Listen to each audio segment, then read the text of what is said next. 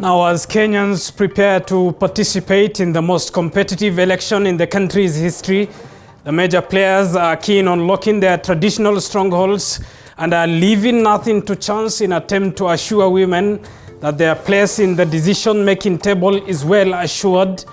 And with opinion pollsters revealing that the two frontrunners in the election, Azimio's Raila Odinga and Kenya Kwanza's William Ruto, are almost at par in their appeal to that important constituency. One of the major game changers in this coming election will be convincing the undecided women vote. Tonight on Pandits Night, we have a panel of women plus a female host. Mariam Wacharo will be moderating that discussion. But first, these are the stories making headlines tonight.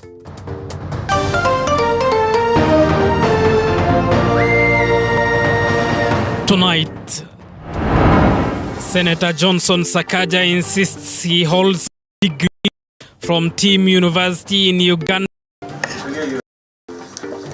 Sakaja asks IEBC to dismiss degree certificate complaint.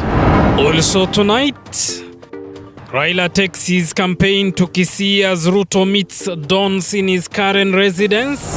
Plus, robbery with violence in Rongai.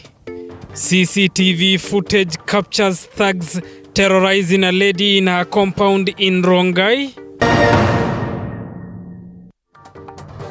Minimbesa is our sign language interpreter. Good evening, I'm Abubakar Abdullahi. Welcome to the broadcast. To our top story tonight, and a chilling video that captured a woman being robbed at gunpoint in Rongai has sparked outrage as Kenyans call for investigations into the incident. In the footage, the woman was accosted by six men wearing goons masks to hide their identity. One of them was holding an AK-47. Sharon Baranga begins our broadcast tonight.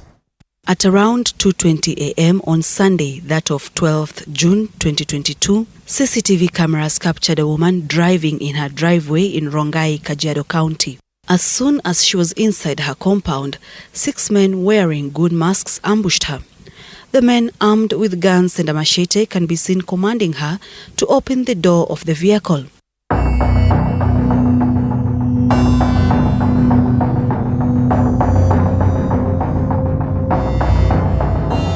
They then break one of the windows and they pull her out. From the footage, the woman appears to be pleading with them not to hurt her.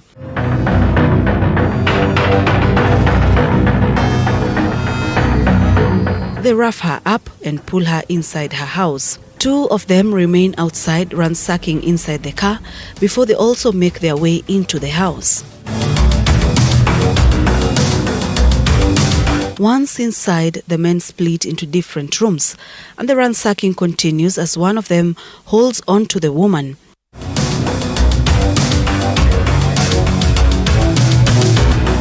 At some point, they hit the woman, perhaps to get some information from her. The chilling video has sparked outrage, with Kenyans calling for a speedy investigation into the incident. A number of them complained of how insecurity in the country is becoming rampant, with Rongai mentioned as one of the hotspots. Last week, 2 suspects captured by a CCTV camera attacking a man at gunpoint in Nairobi's Kilimani area on 25th June 2020 received a life sentence. In her judgment, senior resident magistrate Zainab Abdul said cases of criminals using motorcycles as getaway means were on the rise. 2 mobile phones and a laptop that had been stolen from Paul Momanyi were recovered. Sharon Baranga, TV47.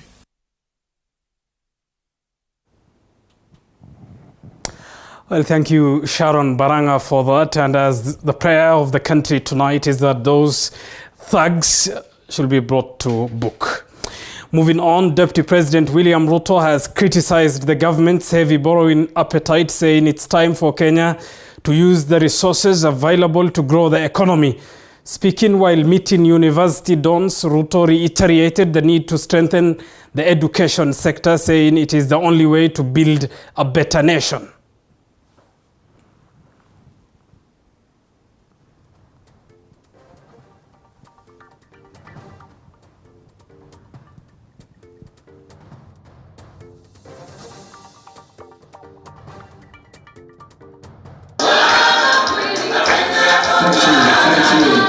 a meeting Monday with university lecturers at his current residence, Deputy President William Ruto criticized the government's heavy borrowing, saying it is crippling the economy and complicating the life of Kenyans. So many town meetings. Ruto further saying that it is time for Kenya to cease borrowing and instead use available resources to grow the country's economy.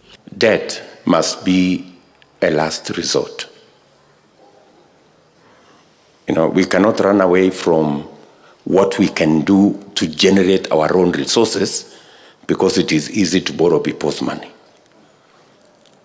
We don't have the luxury of such shortcuts. The DP further urged Kenyans to elect leaders with a clear development agenda and to scrutinize the agenda of candidates seeking elective positions before rallying behind them. The greatest act of patriotism is to mind and to be concerned about the leadership of your country. Everything else will be anchored on the kind of leadership you have in your country. The second in command was keen to highlight the importance of education reforms towards realizing a productive nation. If you destroy education, you destroy a nation.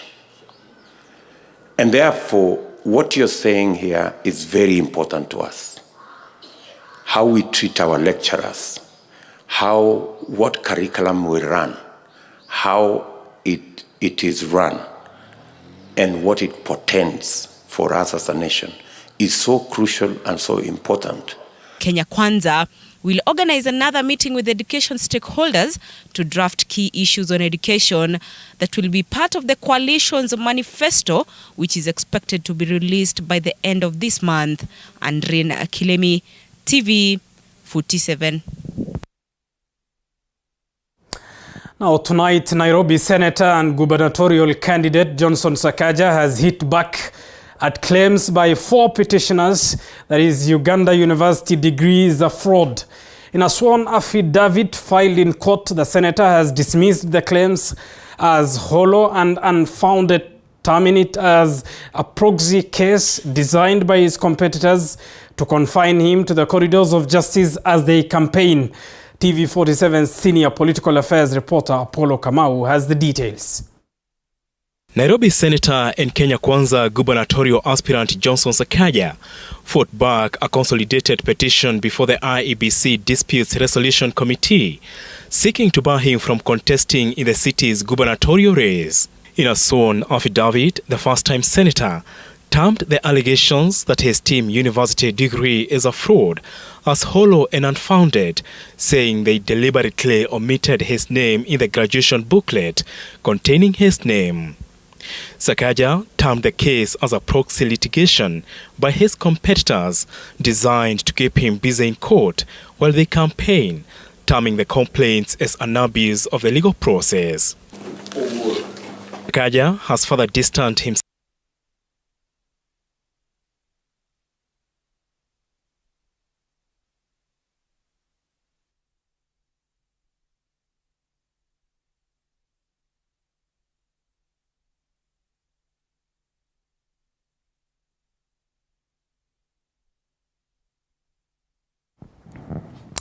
We apologize for that. Elsewhere, President Uhuru Kenyatta has today launched the Directorate of Criminal Investigations Ultra-Modern National Forensic Laboratory. Speaking during the launch, President Kenyatta said the new state-of-art facility will improve DCI's ability to unravel complex crime and support the criminal justice system.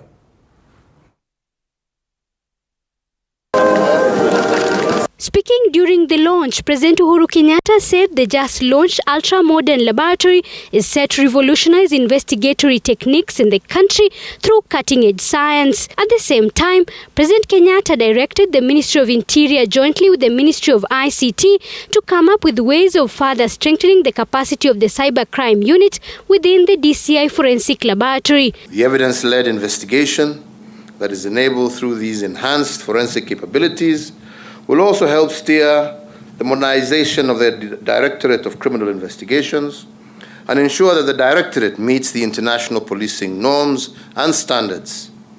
As a supplementary dividend, it will also protect our police officers from unfounded allegations that have been there in the past. According to the head of state, over the last 2 decades, crime has dramatically increased, with criminals using technology to advance their tactics. As we aspire for a Kenyan where every citizen, enterprise, and organization has digital access and the capacity to participate and thrive in the digital economy, a new wave of crime is equally emerging that involves such things as swim swapping and the typical Tumakwahi number syndicate, all of which we must deal with properly. The lab that is one of the goals under the Vision 2030 includes state-of-the-art equipment, a total of 10 labs, and experts in different scientific fields. Chief Justice Martha Koome pointed out that the forensic lab will enhance the efficiency and effectiveness of the DCI investigations capability, leading to a positive ripple effect throughout the justice sector. We all recognize that the criminal justice system is critical for our national security. The prosecution and judicial processes depend on the evidence brought to court by the investigators. Therefore, the enhancement of the efficiency and effectiveness of the investigations will no doubt have a positive ripple effect throughout the justice sector. President Kenyatta expressed satisfaction that the government's reforms in the security sector, including the urban security surveillance system, police housing, and group medical and life insurance cover, have enhanced the capacity of the police service, the prison service, and the entire criminal justice system. Zainab Mohammed, T47. Moving on, Azimio la Umoja One Kenya Alliance flag bearer Raila Odinga now says his government will revive the recently dropped BBI bill. Raila, who took his presidential campaigns to Kisii County on Monday, assured his supporters that he had not forgotten his reform journey, restating his pledge to bring down the cost of living. Mike Kagongo with that report. As August 9th general election campaigns takes shape, Azimio la Umoja Brigade has tightened its belt to woo votes from different counties ahead of the much-anticipated polls. Addressing residents of Kisii County Monday, the Azimio la Umoja flag bearer said he was still on course in the fight to liberate Kenyans. Nataka mjitokeze vile mmekuwa mkifanya. Mara hii nataka 100% pande hii. His critics, especially in William Ruto's Kenya Kwanza camp, have over time accused him of betraying his reform cause and going to bed with the government of President Uhuru Kenyatta. Odinga, who was accompanied by a host of other leaders, among them Kalonzo Musyoka, said he had plans for Kenyans, more so the youth, to create jobs, improve healthcare, and measures to put money in people's pockets. Hii uchaguzi ni ya vijana. Nataka kama tarehe 8 kabla tarehe 9.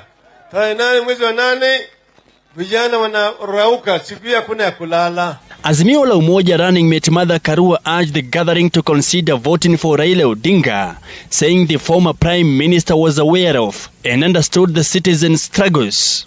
Niko na ujumbe mmoja tu kwa wapinzani wetu. Wacheni kuogopa. Hakuna mama amempatia mtoto jina ufisadi. Kwa hivyo tukisema tutapambana na ufisadi, sio wewe tunaambia.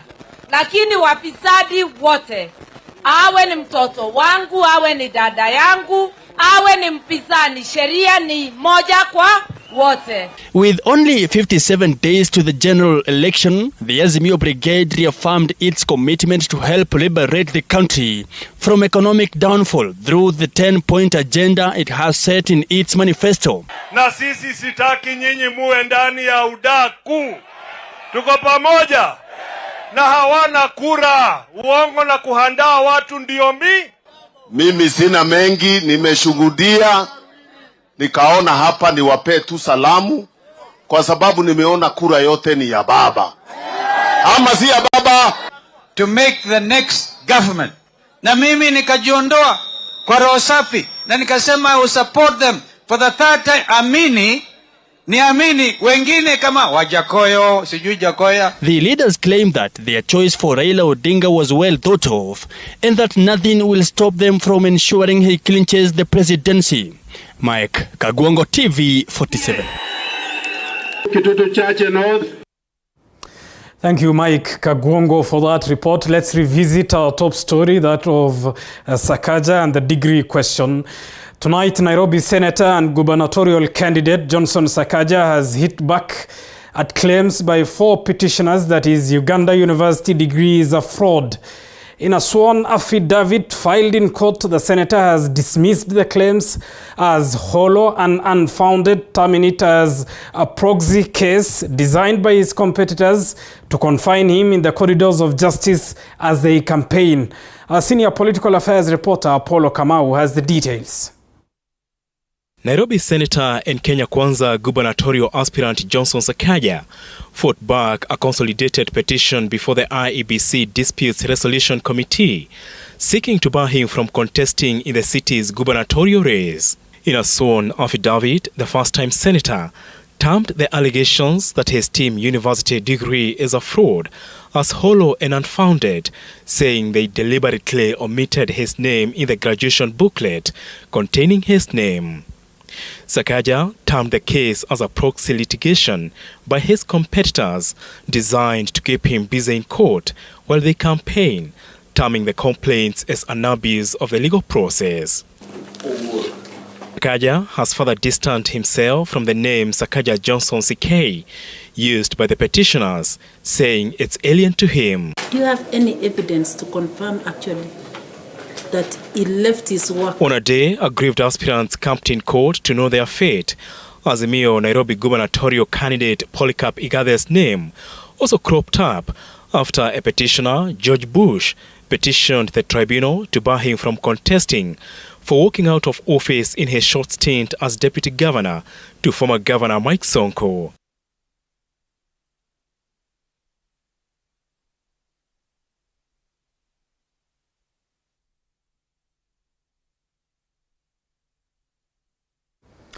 Elsewhere, the family of security expert Mwenda Mbijiwe is still crying for justice a year since their kin disappeared. The family now wants President Uhuru Kenyatta to intervene in the investigations, accusing the DCI of delaying in their search for Mbijiwe. This story was produced by Andrew Juma. Prayers and sleepless nights have been the order of the day here in Buri sub-county in Meru County as the efforts to find the lost Mbijiwe go in vain. State House hata president akitaka angalie CCTV. Ninaendanga huko security na kataa tuingie. Tunaambiwa endeni mkapima COVID nini. Hakuna ngeti sijajaribu huko State House ya kuingia State House kuona president. Mwenda Mbijiwe, the son to Jane Gatwiri, disappeared on 12th June last year with no information to this day on his whereabouts. Mwenda ako hai na nataka nidhibitishe ya kwamba hata wakati nilienda kwa DCI Kinoti, kuna senior officer aliniambia because you are the biological mother of Mwenda Mbijiwe. Quote me, you are the biological mother of Mwenda Mbijiwe. This is the right place na utaambiwa ukweli wa kijana yako. The family says attempts to get any information from the Director of Criminal Investigations, George Kinoti, about Mwenda's disappearance have been fruitless. The family now wants the president to intervene. Kwani wangeniambia wanashughulika na Mwenda ambaye amekufa na barua sila hata walikuwa nasema investigate the accounts. Meaning that iko kitu wanasungusa kwa Mwenda. Na hizi visanga vya watu kukaa kupotea imekaa kushughulikiwa na watu kama DCI. Lakini imekuwa in vain. Buri's residents have also accused the security apparatus for ignoring Mwenda's disappearance and refusing to issue any report about his whereabouts. Kama jambo hilo serikali inaweza shughulika na jambo hilo na wanajua yule mtu hawatampata akiwa hai. Na Mwenda tunajua yu hai na tunajua anajulikana mahali aliko. Kwa hivyo letu ni kuomba, sababu ni jambo limekuwa gumu na nzito kwa hii familia. Hata siku moja tumeshawahi sikia hata kwa taarifa serikali ikitoa taarifa ya kusema Mwenda amepotea, Mwenda amepatikana, tumefuatilia maneno ya Mwenda. Tumengojea mambo mengi kusikiza.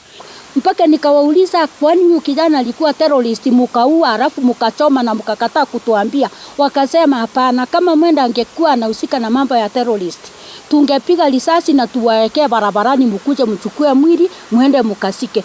Bijiwe is a security consultant who was the chief executive officer of Ion Security, a security consultancy agency.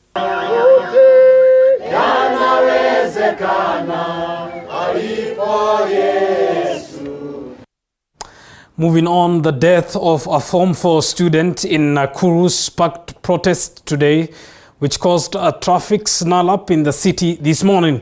The student was allegedly killed by a stray bullet, as Chichi Josephine now reports from Nakuru. Whitney Atieno, who was a candidate at Nakuru Central High School, was shot dead during a police raid at Mahindi Choma area in Lakeview Estate on Sunday evening as she was waiting in the line for her hair treatment. Alimshuti hivi hapa kwa tumbo hapa, hivi hapa. Ikatokea huku. Alafu anamwacha anaingia kwa skecha, anamwacha hivi anaingia kwa skecha. Tunamwambia sisi umeshuti zangu, anasema je, nikieni mafuta. Atuwekiwe mafuta kwa skecha na nuo umemshuti. The stray gun from a senior officer from Bondeni Police Station in Nakuru went through her left side of the body just below the chest and later succumbed to injuries at 8 p.m. while awaiting surgery at the Level 5 hospital. Walianza kushoot shule, watoto walikuwa wanacheza boli pale. Hata walishika wengine watoto wa shule wadogo wadogo. Wakakimbisha hao vijana wakashika wengine. OCS akapinduka, akarusha moja juu. Ingine akapinduka hivi, akarusha hivi. Witini walikuwa wamesimama hapa kando kwa kinyozi. Tuetu hapo ndo alimalizia yake. She had come in being brought in by police officers having suffered some gunshot wounds as she was being prepared and also receiving what we call fluid resuscitation. Unfortunately, we lost the patient at around 8 p.m. The stray bullet is said to have went through Atieno's left side of the body to Ruth Waithera, also a Form 4 candidate who was injured on her left arm and fractured. Dr. Aisha Maina, who is the medical superintendent, says Waithera is in stable condition, awaiting surgery. She's currently in our female orthopedic ward and treatment was started immediately. She's in stable condition and treatment is ongoing. Whereas Simiyu, the Assistant County Commissioner Nakuru West Sub-County, urged residents to keep calm as the Independent Policing Oversight Authority, IPOA, investigates the case. Investigation imeanza, IPOA, ambao ni independent body, plus the DCI, wameanza uchunguzi na wametake over. Uchunguzi unaendelea tujue hata hao wenye waliumia, kama waliumia na nini, na kama kuna kitu pengine wa officer alifanya ambapo alifanya kinyume ya sheria. Sheria itachukua mkondo wake. The acting Nakuru East Sub-County Police Commander says the incident happened during a police operation against the outlawed confirmed gun group. Chichi Josephine, TV 47. Thank you, Chichi Josephine, for that report. Now listen to this. A man from Mumias East Sub-County has shocked many for allegedly holding a mock funeral and funeral ceremony for his wife, who is alive, this after their separation. The man buried a small casket containing the wife's photograph. According to the neighbors, the two had bought the piece of land in the area a year ago, as Violet Auma now tells us more. It was a bizarre happening according to the locals of Emakwale village, Mumias East Sub-County in Kakamega County. This is after Jacob, a man who was assigned to plow this piece of land, stumbled on this small casket that was buried here with a woman's photo.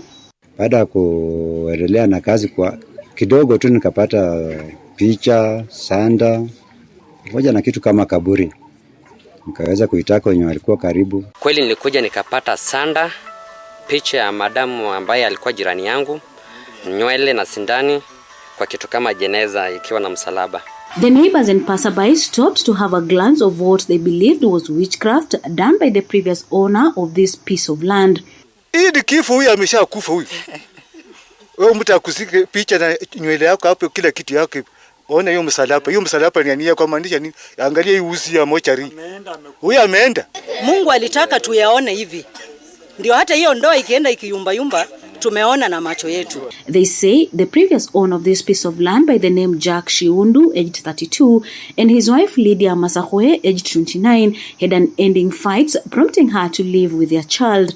Something they believe infuriated the man who symbolically killed and buried her. Lydia akitoka hapa walikuwa wamevurugana na bwana yake. Bwana alikuwa amemchapa vibaya hadi alikuwa na injuries huko kwa shingo.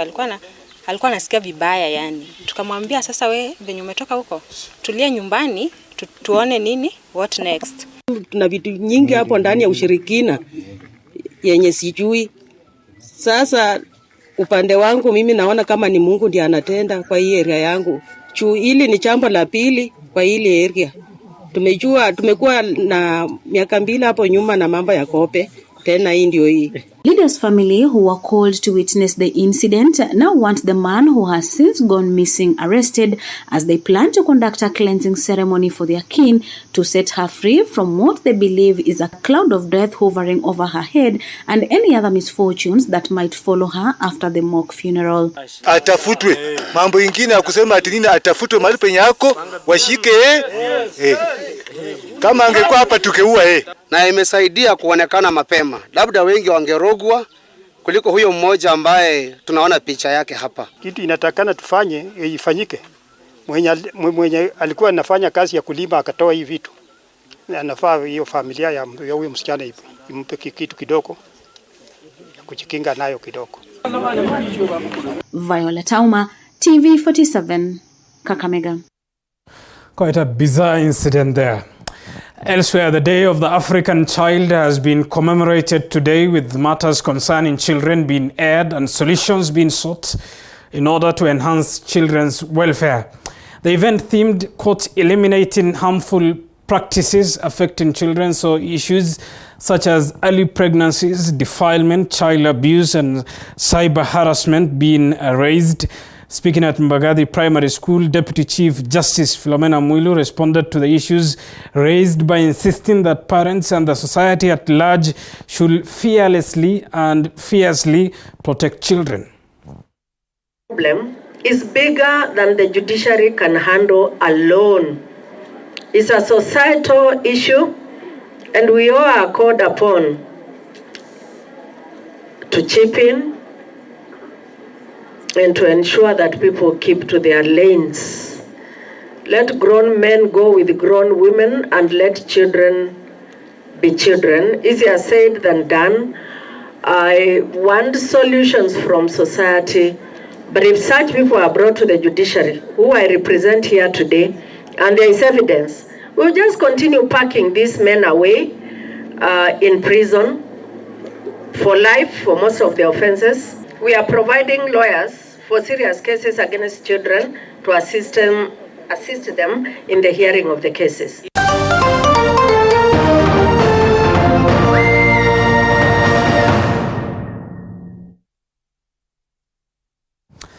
Let's count the cost now, and the Standard Chartered Bank of Kenya has today launched its Sustainability Impact Report that has detailed different avenues through which the bank will leverage resources available to achieve its sustainability goals. The bank aims at raising 10% of its revenue through sustainability that has more efforts to enhance environmental sustainability through using solar panels that will reduce less energy, and recycling that aims at reducing waste production and carbon emission.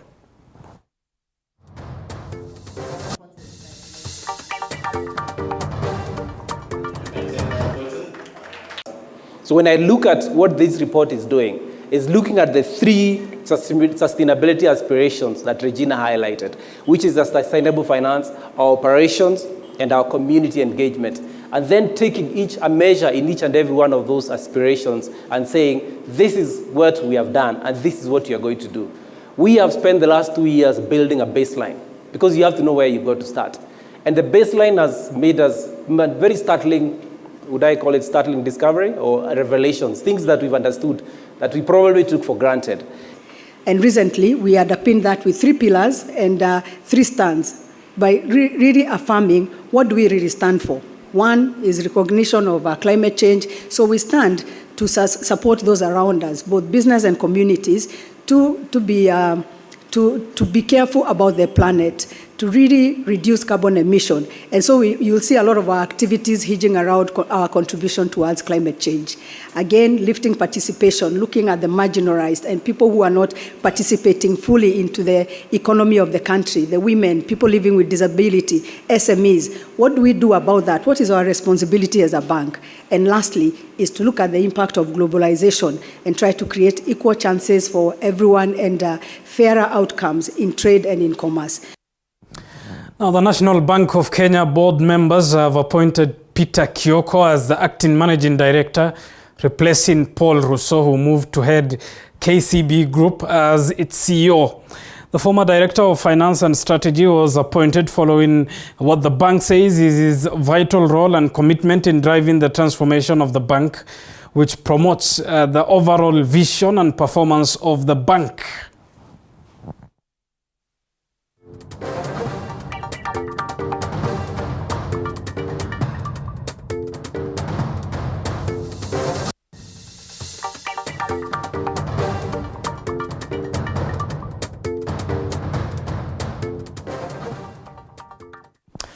While you're watching Kenya's fastest growing television, TV47 News Tonight, time for us to take a short break. Dennis Otieno is up next with the latest from the world of sports. Stay with us.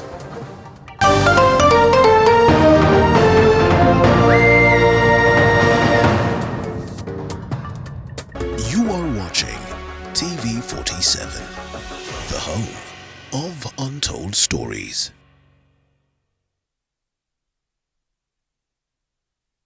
At Tryson School of Medical Health Science and Technology, we offer highly competitive courses tailor-made to suit your needs. These include certificate and diploma in theater technology, medical engineering, nutrition and dietetics, science lab, health records, environmental health science, counseling psychology, applied biology, social work and community development information and communication technology, community health and HIV/AIDS management, health services support, among others. Intake is ongoing. Register now at our Nairobi campus in Nairobi West, around Nyayo Stadium on 0700-129-536. Our Juja campus next to Jomo Kenyatta University on 0700-000-760. Our Kisumu campus opposite Swan Center, Oginga Odinga Street on 0703-201-229. And Homa Bay campus opposite Makongeni Petrol Station. Tryson School of Medical Health, Science and Technology, where careers come to life.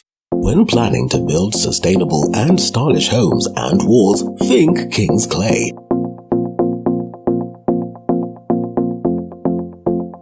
Our expertise in manufacturing affordable freespans, MaxSpan, decorative bricks, interlocking bricks, partitions and window sealing is unmatched. Buy King's Clay MaxSpan today and save 40% off your slab cost. We are located in Kennel, along Mukuyu Road and barely 20 minutes from Thika Town. For more information, call us on 0719-468-159. King's Clay, for affordable, quality and stylish structures.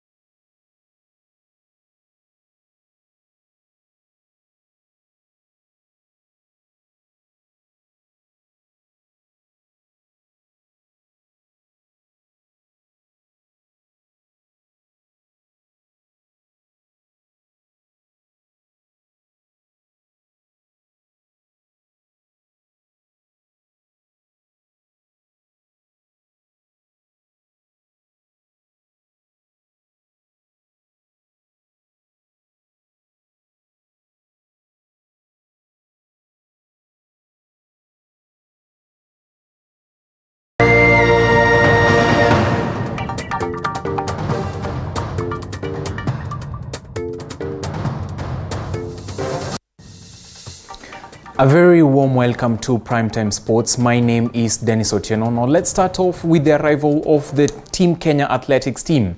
Now the Team Kenya contingent that took part in the 2022 Africa Senior Athletics Championships from 8th to 12th June this year in Redouit, Mauritius, safely arrived into the country earlier today.